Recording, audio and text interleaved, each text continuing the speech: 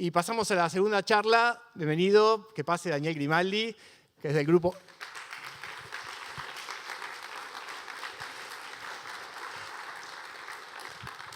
Daniel Grimaldi del grupo Sparciencia. Entiendo que sos matemático, licenciado en matemática. Licenciado en matemática y nos va a hablar de algo muy afín al mundo de Martin Gardner. Él nos va a explicar por qué, que es, la charla se llama Las reglas de la vida, pero vamos a hablar del juego de la vida. Un juego que se empezó a jugar, bueno, vos nos vas a contar la historia, pero con el nacimiento de las computadoras fue el germen para que crezca justamente un juego como este, donde hay investigaciones y a partir de unas poquitas reglas uno las echa a andar y las reglas empiezan a interactuar entre sí, podríamos decir, y se generan cosas que ya vamos a ver de qué se trata. Bueno, ahora sí. Buenos días, buenas tardes. Ahí justo estamos en el borde. Bueno, voy a hablar del juego de la vida. En realidad lo llamé las reglas de la vida porque quiero expandirme un poquito más. Y quería empezar esta charla con una pregunta. La ciencia generalmente nos dice que está buscando las leyes de la naturaleza, ¿no? Que esas leyes que rigen el universo. ¿Y por qué? Porque el universo es como muy difícil de predecir, generalmente es bastante impredecible. Entonces, esto plantea otra pregunta, plantea al revés. ¿Se pueden construir leyes en un mundo imaginable donde también haya un comportamiento impredecible? Por ejemplo, tenemos, imagínense, un mundo cuadriculado, una hoja cuadriculada así infinita, ¿sí? Y le vamos a poner dos reglas. En este mundo viven cuadraditos. Los cuadraditos sobreviven o mueren. Y las reglas están relacionadas con cómo sobreviven los compañeros de al lado. Entonces, veamos a qué me refiero. Tenemos ahí un cuadradito solito, ¿sí? No tiene ninguna compañera. Hay un cuadradito con una compañera, con dos, con tres, ¿sí? Hasta llegar a las 8 compañeras que puede llegar a tener. Y la regla de supervivencia nos va a decir que si tiene 2 o 3 compañeras, el siguiente paso va a vivir, va a sobrevivir. Si tiene una o ninguna compañera, va a morir de soledad. Y si tiene 4 o más compañeras, va a morir apretada. Y después tenemos la otra regla, la regla para las células que están muertas, ¿sí? O los cuadraditos que están muertos, que si no tiene ninguna compañera, o 1, o 2, o 3, ¿sí? La misma idea, o hasta 8, solamente la que tenga 3 compañeras, esta de acá, va a nacer, ¿sí? Todas las demás van a quedar muertas. Bueno, estas reglas solamente aplican para lo que se llama el... ¿Cómo? Sí, el compañero es lindante, acá no lo aclaré. El compañero es lindante y yo ahí puse 3, pero pueden ser cualquiera de las 3. No hace falta que sean esas 3. Vértices también, sí, vértices también, hasta los 8. Bueno, les decía, estas reglas se conocen como el juego de la vida de Conway, que fue como el boom de todo esto, pero ya existía antes. Vamos a aplicar las reglas en pequeños pasos. Por ejemplo, allá, que el cuadradito, siempre uno empieza con las del Tetris. Si se fijan, el cuadradito allá arriba, el que tiene los 4 cuadrados, cada uno de los cuadraditos tiene 3 compañeras. Entonces, en el siguiente paso va a sobrevivir. Y como se mantiene quieto, va a sobrevivir eternamente. Tomemos acá, por ejemplo, la T también del Tetris. Eventualmente va a llegar a una situación como esa. Si ven, lo de los bordes van a morir porque tienen una sola compañera, que es la del medio. Y la del medio tiene 2 compañeras. Entonces va a sobrevivir el siguiente paso.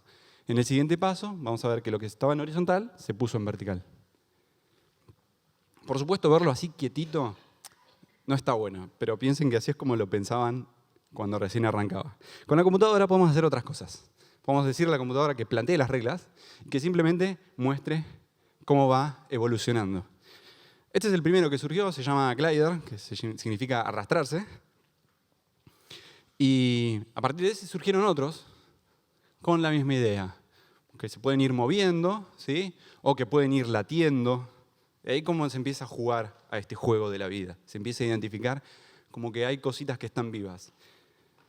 Después hay cosas más interesantes, porque uno puede prácticamente hacerlas interactuar a estas cosas y generar cosas mucho más desarrolladas, más elaboradas.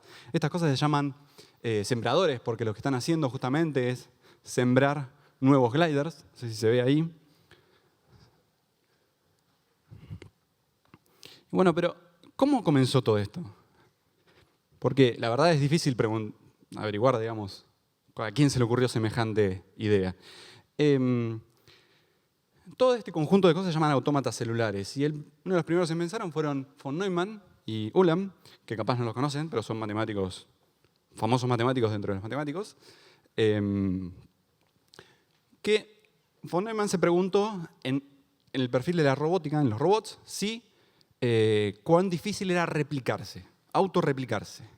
Si yo tengo un robot que es capaz de construir otro nuevo robot y que ese robot a su vez construya otro robot, cada vez es más difícil, puede ser más fácil o puede ser siempre igual, puede ser sencillo. Esa era la pregunta que se estaba haciendo. Bueno, ¿qué es lo que hace? Toma también una grilla, pero en vez de tomar 8 compañeros, toma los 4, solamente los verticales horizontales, y le pone no 2 estados, no muerto o vivo, le pone 29 estados. Porque von Neumann era así, medio como, si lo quería, lo hacía bien, entonces se hacía como en demasía.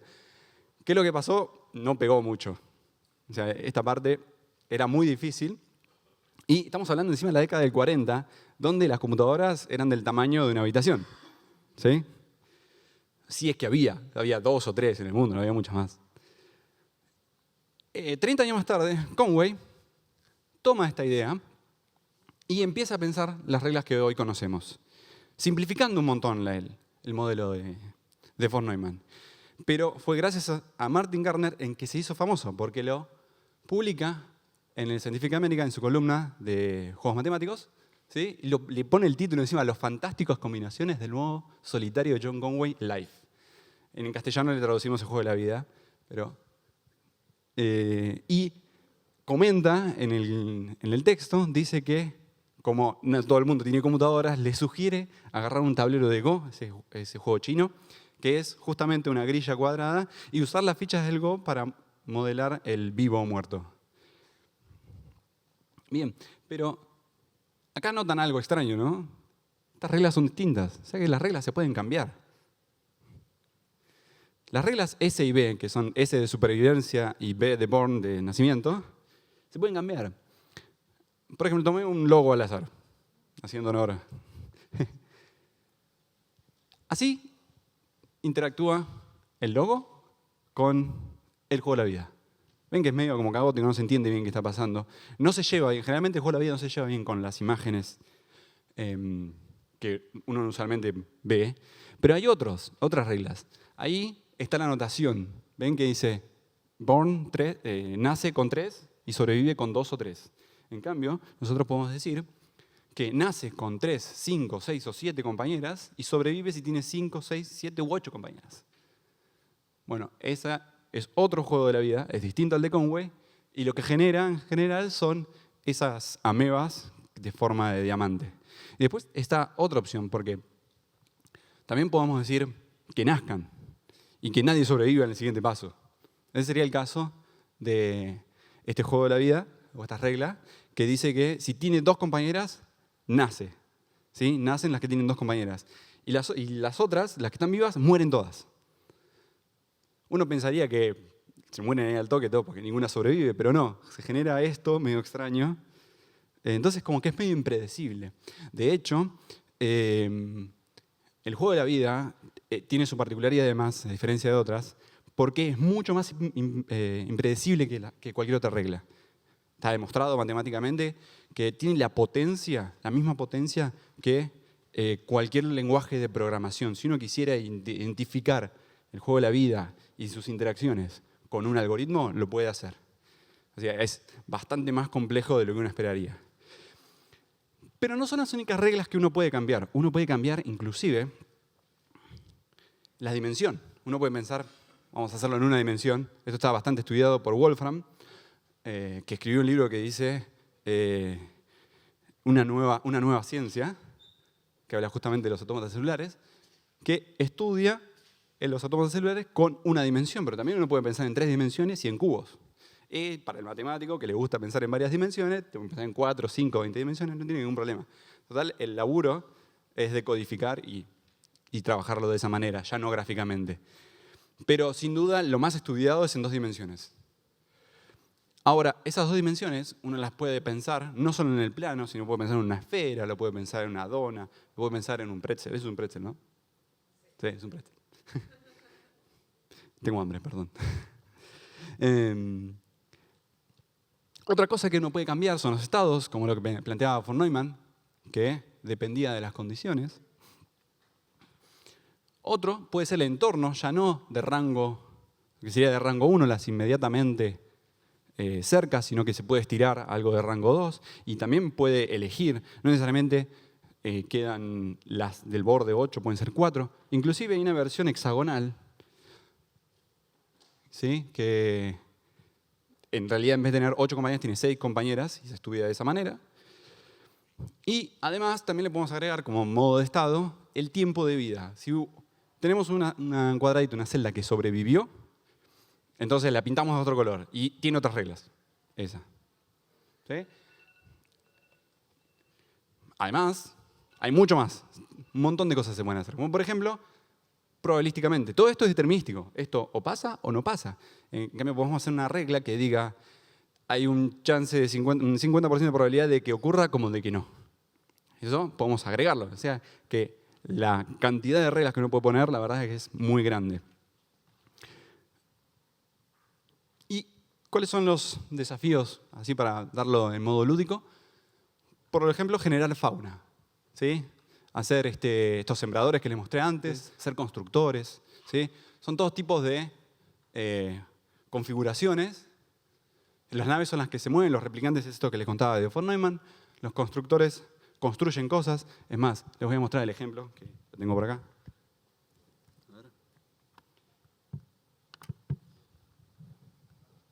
Ahí van construyendo una navecita. Perdón. ¿Sí? Y son un montón trabajando a full para construir una navecita.